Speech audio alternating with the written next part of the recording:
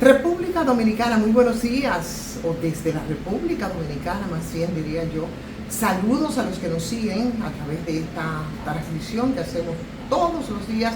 tratando los temas de la cotidianidad que impactan en el país y por supuesto lo que acontecen en otros territorios, pero que igual también tienen impacto en República Dominicana.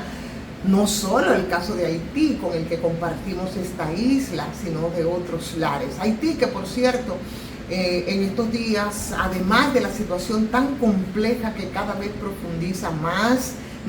porque hoy aparecen unas cifras importantes, ¿no?, de las Naciones Unidas, de la inservible Naciones Unidas, que habla de que solamente hay alimentos en Haití para 178,000 personas en un mes. Imagínense ustedes que más de la mitad de la población, bueno, pues estará en una situación mucho más precaria. Vendrá la hambruna, vendrá el tema de desnutrición extrema para esos niños, niñas, y por supuesto la salida de más de 58,000 personas en el último mes, una barbaridad. Y desde aquí, desde República Dominicana, en campaña y utilizando como siempre se ha utilizado el tema haitiano, por supuesto, de manera coyuntural, oportunista, como buenos traficantes de la crisis, bueno, pues se ha profundizado y se ha agudizado también el tema de las repatriaciones y deportaciones matizadas, con abusos que no quieren escuchar las autoridades, como el caso de una niña de 14 años haitiana violada por los malditos oficiales, los agentes de migración, que comete cualquier cantidad de abusos y tropelías, y después se quiere hablar de que se trata de una campaña a nivel internacional para desacreditar tal cual. Señores, el derecho que tiene la República Dominicana de repatriar, de deportar a quien entienda, vamos, digamos que lo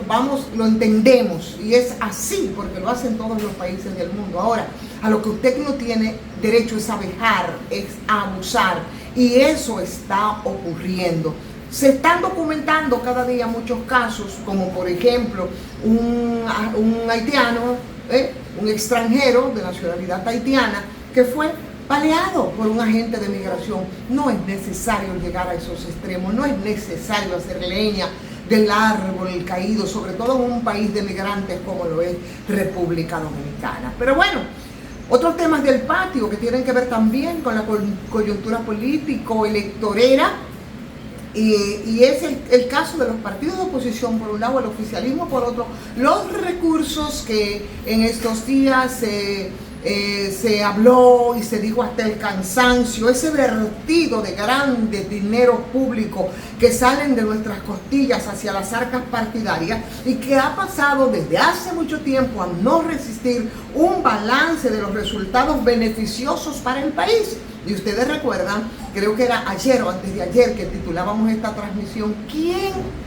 le da seguimiento a los cerca de 500 millones de pesos que van a parar a los principales partidos? Absolutamente nadie. Eso nadie lo fiscaliza. Ese financiamiento que nos cobran y que nos quitan a nosotros y nos sacan de las costillas,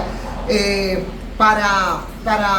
que da paso a financiamientos en muchos casos espurios, ¿no?, del proselitismo, un proselitismo cada vez más vacío. Fundamental, dicen ellos, en la democracia, pero bueno, una veda al empleo de recursos para certificar, ¿sí?, que poderosas agendas particulares puedan pasar, y por supuesto no obviando el origen de esta ley que dice que debemos nosotros financiar las campañas políticas de los partidos, y que procuraba en principio que no se utilizaran esas plataformas partidarias para el lavado y el blanqueo de dinero con el narcotráfico, con los negocios ilícitos y del bajo mundo. Y desde entonces a la fecha nosotros hemos visto tantos casos, ¿no?, de financiamiento ilícito para los partidos, que por supuesto hace tiempo tienen que revisarse. Pero bueno, estamos en campaña, y yo creo que hay que recordar también a muchos, sobre todo en este caso a los de los partidos de oposición. Y ustedes dirán, bueno, el tema del equilibrio, el tema de los cuestionamientos y de las críticas hacia el partido oficial. Sin embargo, yo creo que el tiempo transcurrido en los que aquí se dio el paso después de haber sido gobernados durante 20 años por un mismo partido político, hay que recordarles muchas cosas porque el tiempo transcurrido no ha sido suficiente y por eso pienso yo, sin creer que esta gestión gubernamental que encabeza Luis Abinader ha sido la mejor del mundo. Señores, no se trata de eso, se trata de lo terrible,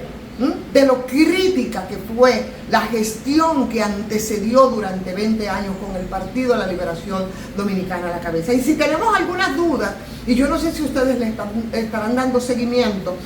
al caso del director técnico de la OISOE, estoy hablando de Víctor Matías Encarnación, sí, ese mismo que ha sido señalado por el Ministerio Público como uno de los que participó junto a Francisco Pagán y Aquiles Christopher en todo el entramado de sobornos y la desviación de fondos que se utilizaron, por supuesto, en la falsificación, en el desfalco, con el que habrían logrado estafar al Estado con sumas millonarias, cerca de 5.000 millones de pesos. Lo reveló en la audiencia esta semana y, por supuesto, dijo y admitió que recibió 35 millones de pesos del contratista Fernando Crisóstomo. ¿Y eso para qué ustedes creen que fue utilizado? Eso fueron utilizados para financiar las campañas del Partido de la Liberación Dominicana en la región sur del país, allí a la vuelta de 4 años, en el 2020. Dijo esto por el discurso que ha levantado sobre todo el períclito de Villa Juana, llámese Leonel Fernández, respecto a la utilización de los recursos del Estado y cuantas cosas más, porque se nos olvida y se le olvida a Leonel Fernández que fueron 40.000 millones que en el 2012, con todo el descaro que caracteriza a la mayoría de los políticos de todos los partidos y de todos los colores, dijo que iba a utilizar para la campaña de Danilo Medina, que posteriormente, por supuesto, ganó las elecciones y que al final, en medio de un déficit fiscal de cerca de 144.000 millones de las que dejó el país, que convocó a la población a la Plaza Independencia a vocearle ladrón, ladrón a Leonel Fernández entonces, y del que no reaccionó, de su lado, Danilo Medina había dicho que lo único que había encontrado en el gobierno fue un maletín de factura. Entonces, al parecer, todo eso se nos ha olvidado o se le ha olvidado, y yo creo que lo que acaba de decir, que es más reciente, para no remontarme al año 2012, el implicado en el caso de la OISOE debió, por supuesto, engrosar el paquete de quejas y de querellas que fueron ellos a llevar a la entelequia que se llama OEA, que de plano ya había ofrecido y había hecho sus consideraciones respecto a la jornada que tuvimos aquí en febrero de este año con las elecciones municipales. Entonces, engrosar ese tipo de cosas, ¿no? Porque eso todavía, Leonel Fernández, Danilo Medina, y lo otro que no quiero siquiera mencionar, eso ocurrió hace muy poco tiempo. Estamos hablando de que el techo de cristal brilla mucho, todavía mucho, y se pueden ver todos esos deslices de los partidos de oposición. Ahora, lo último que sabemos, y eso yo no sé si deberá de alegrarnos, el anuncio del expresidente Fernández de que, igual que como ocurre con el presidente de la República, que yo pienso que quiso intentar un poco hacer lo que el presidente de México, Andrés Manuel López Obrador, que conversa todos los días con los periodistas, guardando las distancias, porque ahí no intervienen periodistas y ahí tú tienes que ser testigo de cualquier cosa. Pero bueno, quizás un poco en esa modalidad, que no es malo, porque es bueno ese contacto con los que nos gobiernan. Ahora también pretende hacer lo mismo el expresidente Fernández, un tipo que yo pienso que durante sus 12 años de gestión nunca celebró una rueda de prensa, a no ser aquella rueda de prensa en el año 2012, en la que simplemente anunció en ese momento el indulto a Vivian Lubrano, que estaba complicada en ese escandalosísimo caso que fue el del Banco Baninter, y por supuesto el expresidente Leonel Fernández la indultó, ¿no? Fuera de ahí, el distanciamiento con la prensa, con la gente, porque claro, se creía el todopoderoso, tanto así que pretendió alguna vez que el destino de los dominicanos podía ser Leonel Fernández. Entonces,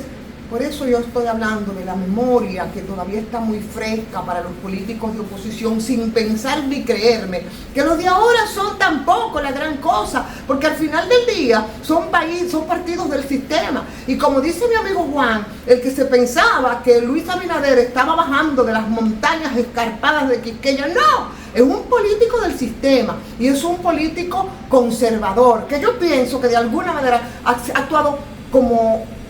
un liberalismo mucho más allá de los que se decían liberadores del país. Entonces hay que recordarlo, y yo creo que son de las cosas que en el ejercicio del periodismo se han perdido, es manejar el background, es manejar el contexto para que nosotros podamos entender los acontecimientos de ahora. Y no me vengan que sea el gobierno del cambio y que el pasado no, el pasado es muy reciente y el pasado fue atroz, tan atroz que, señores, salieron porque la gente harta hasta lo último lo sacó a patada. Y eso no se olvida de la noche a la mañana. Entonces esos discursos de doble moral, hipócritas, en esta coyuntura, yo creo que salen sobrando.